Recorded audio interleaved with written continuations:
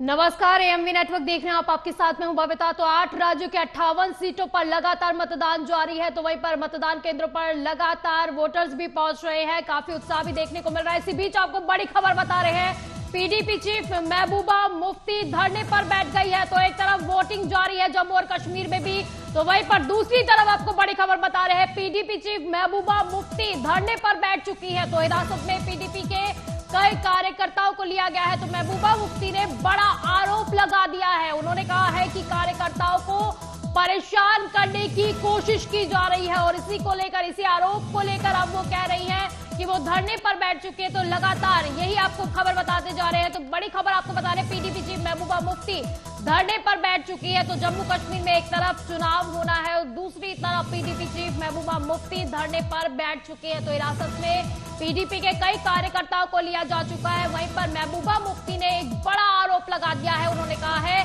कि कार्यकर्ताओं को परेशान करने की कोशिशें की जा रही है। तो इसी बीच लोकसभा चुनाव के छठे चरण में देश की 58 सीटों पर वोटिंग हो रही है। तो वहीं पर जहां पश्चिम बंगाल की 8 लोकसभा सीटों पर चुनाव हो रहा है, तो इसमें पुरुलिया, बांकुरा, विष्णुपुर और तमलुक, घाटल, कांती, झाड़ग्राम और मेदिनीपुर शामिल है। तो वहीं पर अन्य राज्यों में भी लगातार जो है तस्वीर आपको दिखा रहे हैं। तो अलग अलग जगहों पर जिस तरह से मतदान केंद्रों पर वोटर्स पहुंच रहे हैं, काफी उत्साह भी उनके बीच में देखा जा रहा है। तस्वीरों के जरिए आप समझ सकते हैं। तो वहीं पर आपसे लगातार एएमवी नेटवर्क अपील भी कर रहा है कि अगर आपके आसपास बूथों पर वोटिंग जारी है, अगर आपके राज्य में वोट हो रहे हैं, वोट अभी भी जारी है, तो लगातार तो आप भी पहुंचिए, वहां पर मतदान केंद्रों तक पहुंचिए, अपने मतों का इस्तेमाल कीजिए, क्योंकि ये जिम्मेदारी आपकी भी बनती है। क्योंकि जिस तरह से अगर आपकी कोई भी शिकायत है, अगर सरकार यही चाहते हैं या फिर सरकार बदलना चाहते हैं, तो सभी चीजें आपके ऊपर ही है। मतदान केंद्रों तक पहुंचिए वहीं पर, क्योंकि एक वोट गेम चेंजर के तौर पर साबित होता है। इसलिए ज्यादा से ज्यादा आपसे अपील भी कर रहे हैं। तो वहीं पर बड़े बड़े जितने भी लीडर्स हैं वो भी लगातार पहुंचते जा रहे हैं मतदान केंद्रों में, वो भी अपील लगातार कर रहे हैं। हम लोग जो है अभी वोट किए हैं। तो आप देख रहे हैं कि मैं इस बूथ में फर्स्ट मेल वोटर हूं। अब ये मतदान जो होता है, हम तो चाहते हैं कि भारी संख्या में आज वोट पड़े, क्योंकि ये देश के लिए एक बहुत बड़ा निर्णय का समय है। और मुझे पूरा विश्वास है कि देश जो है, दिल्ली के वोटर भी विकसित भारत और मोदी सरकार को एक बार और वोट देंगे और एक बार और मोदी सरकार वापस आएगी। कम होगा नहीं, ऐसा है कि 400 पार का एक सेंटिमेंट है और 400 पार करने में कोई मुश्किल नहीं है। हमारे 303 ऑलरेडी है और 10% भी हमारी सीटें बढ़ती है तो 330-33 होती है, 15% बढ़ती है 345। हमारे 37 अलाइज हैं, तो अगर उनमें से आधे के भी 2-3 सीटें आए तो हम 400 के अच्छा आराम से पार करेंगे। शशि थरूर के बारे में ज्यादा टिप्पणी नहीं करना चाहते। वो मेरे स्टूडेंट थे। मैं आपको उनको स्टूडेंट नहीं मानता, क्योंकि मैं टीचिंग फैकल्टी में था जब वो स्टूडेंट थे। ठीक है, वो जो करते हैं उसकी रिस्पॉन्सिबिलिटी मेरी नहीं है। उनको बोला अपनी कांग्रेस की सीट्स का ध्यान रखिए, अपनी सीट पर्सनली का ध्यान रखिए, और कांग्रेस की कितनी आएंगी और एनडीए की कितनी आएंगी वो तो अभी थोड़े दिन के समय है। करनाल विधानसभा दोनों में अपना पहला वोट डालने का अवसर प्राप्त हो गया है, क्योंकि मैं थोड़ा जल्दी आ गया था और मैं अपने आप को इस बात के लिए गौरवान्वित महसूस कर रहा हूं कि मैंने इस अपने पोलिंग बूथ पर पहला वोट डाला है। क्या कहना चाहेंगे लोगों को? मैंने प्रातःकाल उठ करके संविधान को स्मरण कर, अपने आराध्य देव को स्मरण कर और आज ये वोट डाला है। मैं जनता को यही कहूंगा कि इस लोकतंत्र पर्व में बढ़ चढ़कर भाग ले, 100% मतदान करें। और उसमें पार्टी के नाते अपील है कि भारतीय जनता पार्टी को अधिक से अधिक। मैं पूरे लोकसभा के सभी 9 की 9 विधानसभा में 1 या 2 बूथ सब जगह जाकर के, और सायंकाल तक मुझे लगता है मैं सभी 9 विधानसभाओं में एक बार होके आऊंगा। मैं तो सभी हरियाणा के नागरिकों से यही आग्रह करूंगा, वोटर से, कि बाहर निकलिए, बदलाव के लिए वोट डालिए। ये लोकतंत्र का महापर्व बहुत महत्वपूर्ण है और आपका एक एक मत बदलाव की हिस्सेदारी बनेगा। गर्मी से ना घबराइए, बाहर निकलकर बदलाव के लिए अपने वोट की ताकत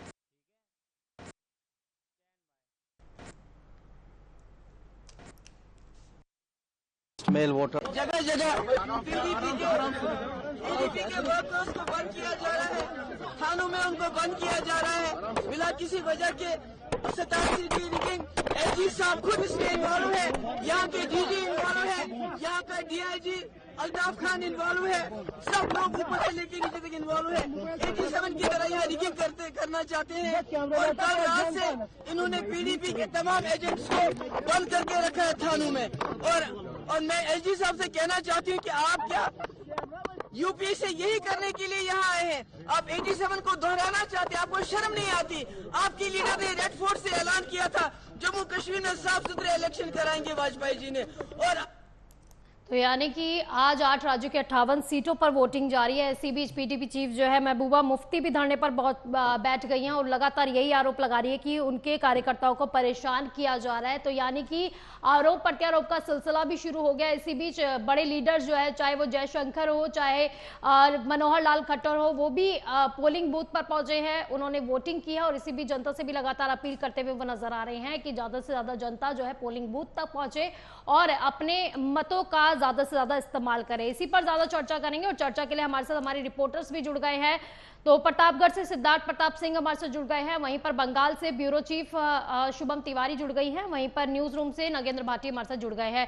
अगर शुभम, पहले रुख आपका करना चाहूंगी, अगर बंगाल की बात की जाए, क्योंकि बंगाल में भी आज कांटे की टक्कर देखने को मिल रही है। 8 जो है सीटों पर आज चुनाव होने जा रहे हैं। वहीं पर अगर कहा जाए तो 79 उम्मीदवारों की जो साख है वो दांव पर लगी हुई है।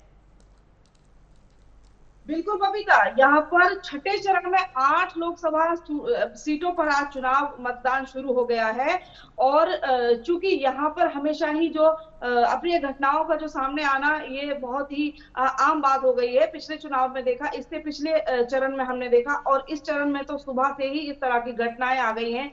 यहाँ तक कि इलेक्शन कमीशन के द्वारा और ज्यादा से ज्यादा जो सेंट्रल फोर्सेज हैं उनकी तैनाती की गई है। कुल आज 919 जो कंपनियां हैं सेंट्रल फोर्सेज की आज तैनात की गई हैं, वहीं 29,468 जो राज्य पुलिसकर्मी है वो तैनात किए गए हैं जगह जगह पर, ताकि कोई अप्रिय घटना ना आए। लेकिन सुबह सवेरे जैसे कि वोटिंग चालू हुई है, जगह जगह से घटनाएं शुरू हो गई हैं आनी।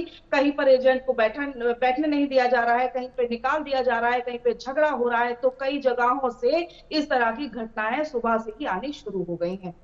जी बिल्कुल, और जिस तरह से अराजकता पिछले चुनावों में कई फेजेस में देखने को मिली है, इस बार पुलिस किस तरह से उससे निपटेगी वो भी देखने वाली बात होगी। खैर, उत्तर प्रदेश से अगर देखा जाए सिद्धार्थ, 14 सीटें हैं जिस पर आज चुनाव होने वाले हैं। मतदान केंद्रों पर मतदाता भी पहुंच रहे हैं, उत्साह कितना ज्यादा देखने को मिल रहा है। वहीं पर अगर हॉट सीट की बात की जाए, चाहे वो सुल्तानपुर हो, आजमगढ़ हो, तो यहाँ पर क्या कुछ कह रहा है समीकरण? प्रदेश की 14 सीटों पर आज मतदान हो रहा है। 4वें चरण में फूलपुर, इलाहाबाद, अम्बेडकर नगर, संत कबीर नगर, लालगंज, रावसी, जौनपुर, मसीपुर, भदोही। सबसे महत्वपूर्ण सीटें हैं वो सुल्तानपुर की बात कर ले। मेनका गांधी खुद चुनाव में है।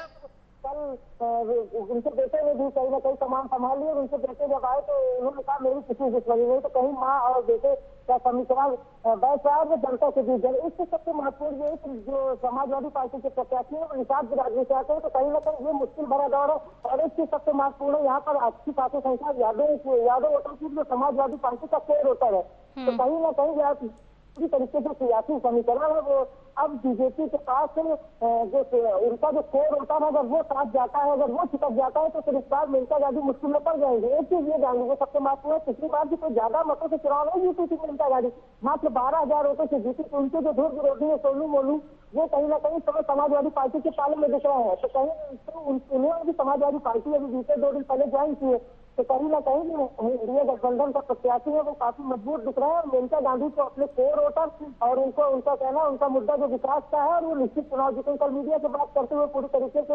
उनके मन में वो ये दिखाना चाह रहे थे कि पार्टी में चुनाव लड़ेंगे और वो चुनाव जीत चुकी। लेकिन जो जमीनी हकीकत है और यहाँ पर जो मुद्दे हैं वो बेरोजगारी है और सबसे ज्यादा आवारा पशु, इसको लेकर किसानों में काफी गुस्सा है।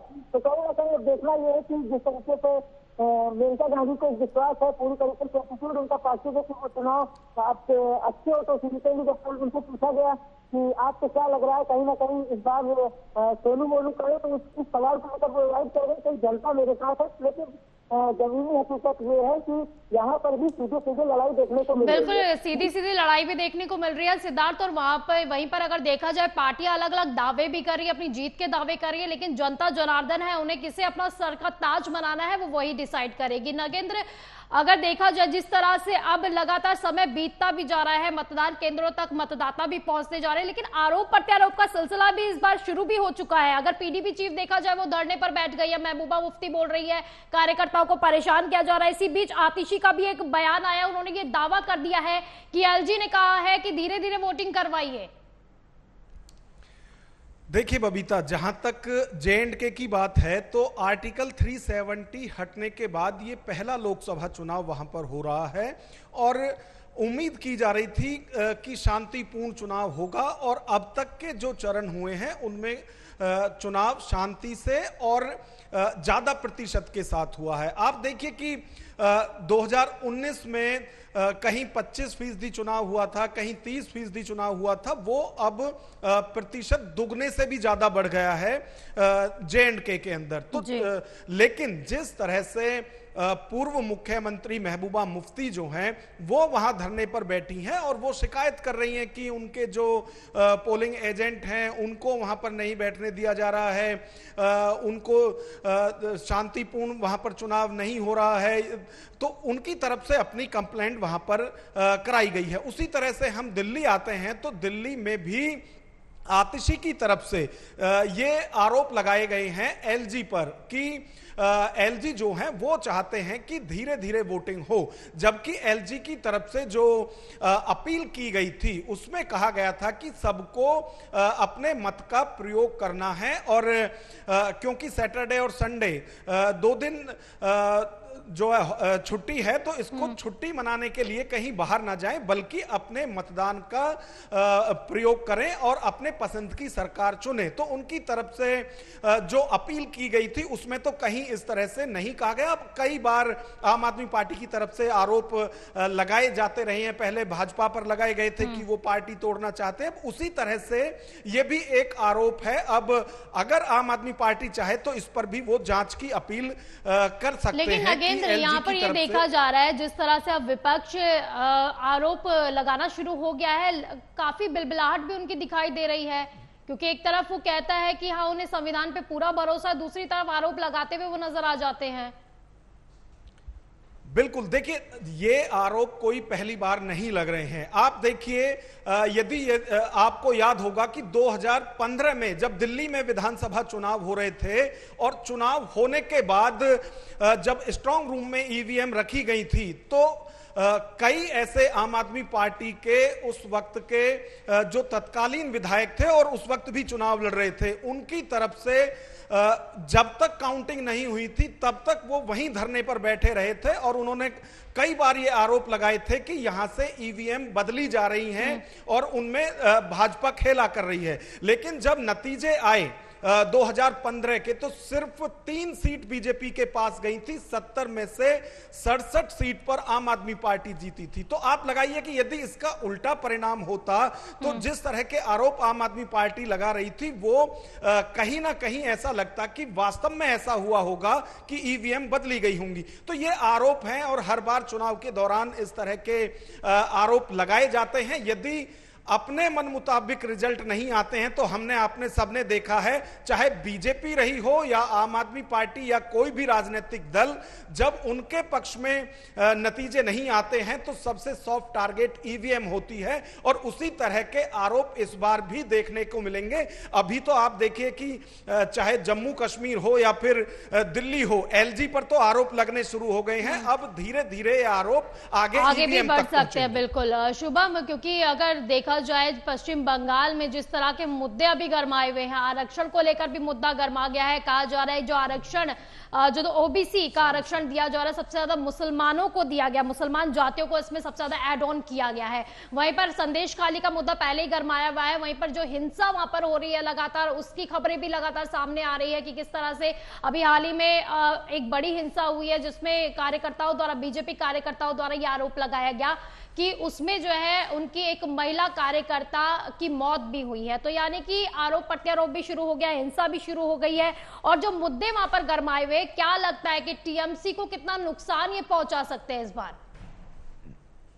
देखो बबीता, टीएमसी को कितना नुकसान पहुंचेगा ये तो वोटिंग के बाद पता चलेगा। और साफ दिख रहा है कि 5 जो सीटें हैं आज के 8 सीटों पर जहां पर आज चुनाव मतदान हो रहा है, वहां पर 5 सीटें ऑलरेडी बीजेपी के खाते में आई हुई हैं, जिनमें से 5 के अलावा भी मैं बता दूं कि 2 जहां पर तुमलुक और कांठी से जो शुभेंदु अधिकारी के पिता और भाई टीएमसी से जीते हुए हैं, लेकिन वो अभी बीजेपी में है। लेकिन जो टीएमसी से जो जीते हुए थे तुमलुक से, वो अभी सिटिंग है, वो कहीं से खड़े नहीं हुए हैं।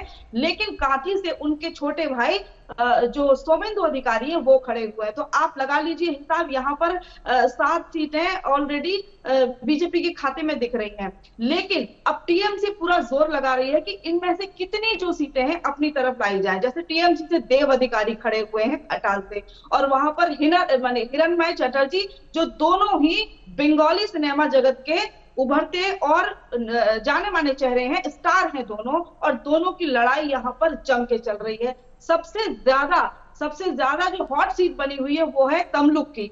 आपको पता होगा कि तमलुक की जो सीट है वो इसलिए सबसे ज्यादा चर्चित है, पूरे सिर्फ भारत में ही नहीं, इंटरनेशनली भी इसको जाना गया, क्योंकि यहाँ पर जो जस्टिस हैं अभिजीत गांगुली, उन्होंने अपने पद से इस्तीफा दिया और तुरंत बीजेपी ज्वाइन की, और अब वो तुमलुक से बीजेपी के उम्मीदवार हैं। वहां पर बीजेपी से उम्मीदवार होने के साथ साथ जो देवांशु भट्टाचार्य हैं, वो टीएमसी के जाने माने चेहरे हैं जो वहां से लड़ रहे हैं। वहीं पर सीपीआईएम से सायन बनर्जी हैं।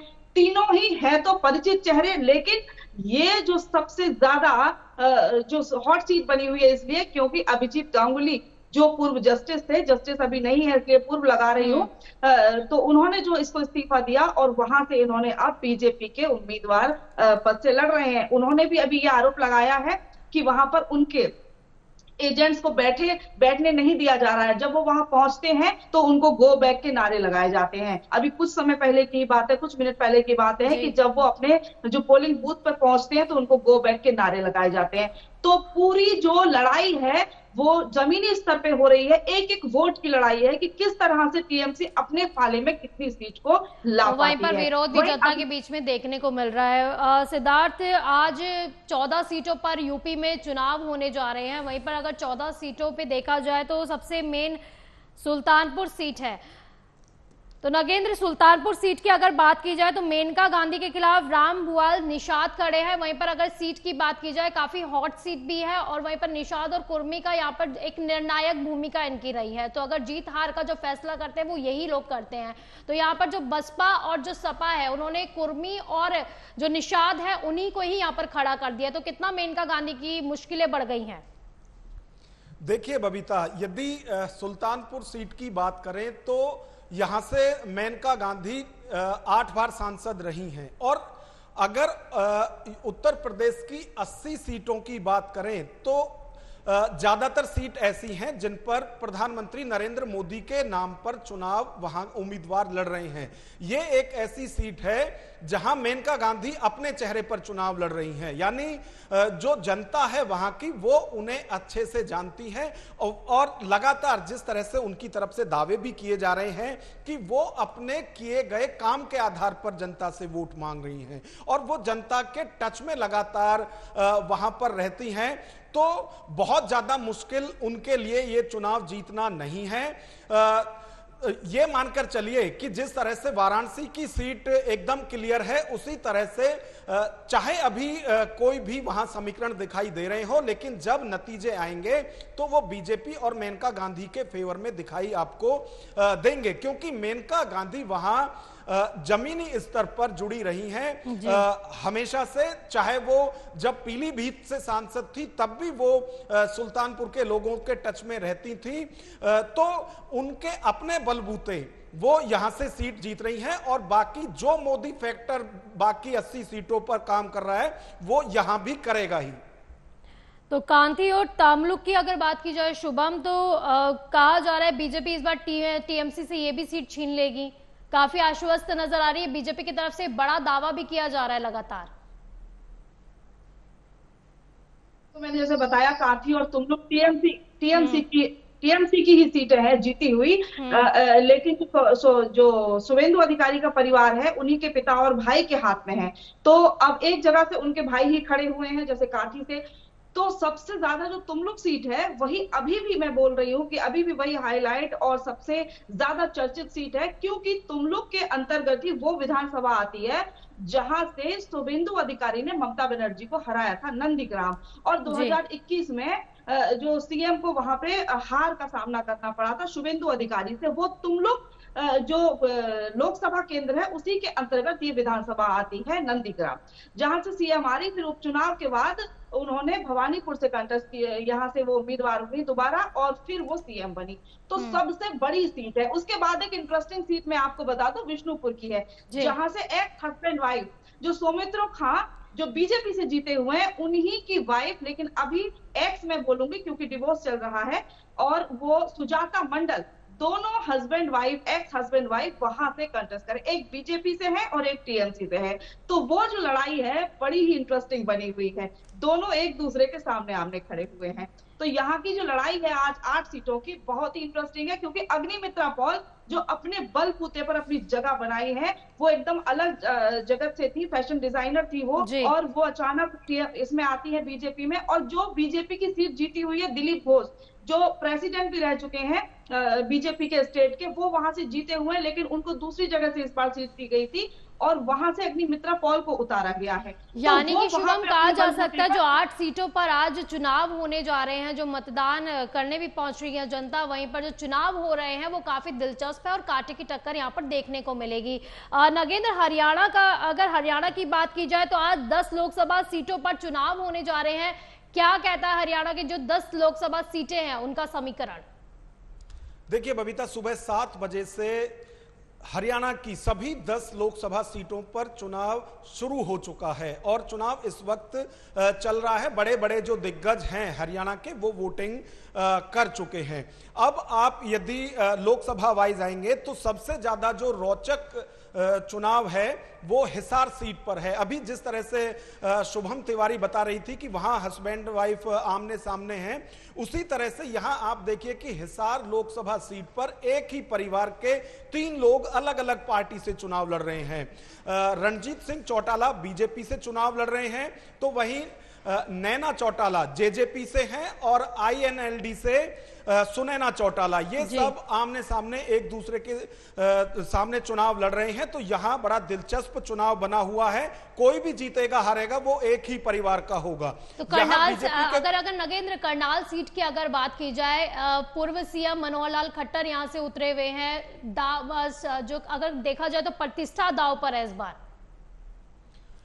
बिल्कुल, देखिए मनोहर लाल खट्टर जो हैं वो हरियाणा के मुख्यमंत्री रहे हैं, 2 टर्म मुख्यमंत्री वो रहे हैं। अभी उन्होंने मुख्यमंत्री छोड़कर और वो चुनाव से पहले ही लोकसभा चुनाव के लिए करनाल सीट से वो चुनाव लड़ रहे हैं। यहाँ से दिव्यांशु बुद्धि राजा कांग्रेस के कैंडिडेट हैं, पहली बार चुनाव लड़ रहे हैं। तो यहाँ प्रतिष्ठा आप कह सकते हैं दांव पर लग रही है, लेकिन क्योंकि पिछली बार भी करनाल लोकसभा लगातार 14 से और 19 तक रही है बीजेपी के पास, और इस बार भी क्योंकि यदि मनोहर लाल खट्टर की बात करें तो बड़े नेता हैं, तो बहुत ज्यादा उनके लिए मुश्किल नहीं होगी। फैक्टर अभी उनके लिए दिखाई दे रहे हैं, लेकिन जिस यानी कि जो हवा का रुख है वो मनोहर लाल खट्टर के कहीं ना कहीं पाले में जाता हुआ ये दिखाई भी दे रही है। अगर बॉल देखी जाए तो पाले में उन्हीं की दिखाई दे रही है, लेकिन अब देखने वाली बात ये होगी जनता जनार्दन है, क्योंकि वहां पर जाट समुदाय भी काफी नाराज भी चल रहे हैं, किसान भी काफी नाराज है। इसका कितना नुकसान बीजेपी को उठाना पड़ेगा या फिर कितना फायदा होगा, ये आने वाला वक्त ही बताएगा। फिलहाल के लिए बहुत बहुत शुक्रिया आप दोनों का इन तमाम जानकारी के लिए। तो पल पल के अपडेशन आपको देते रहेंगे इलेक्शन से जुड़ी हुई। देखते रहिए AMV नेटवर्क। नमस्कार।